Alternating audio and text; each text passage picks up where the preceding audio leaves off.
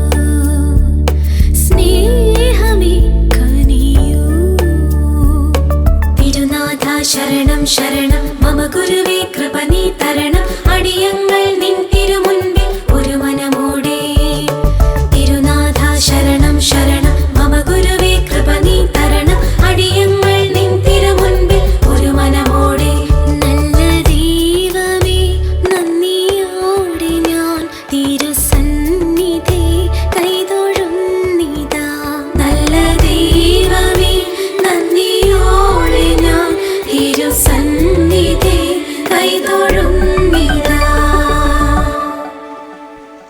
നമ്മുടെ പ്രിയ കുട്ടികൾക്ക് അഭിനന്ദനങ്ങൾ. നന്ദി.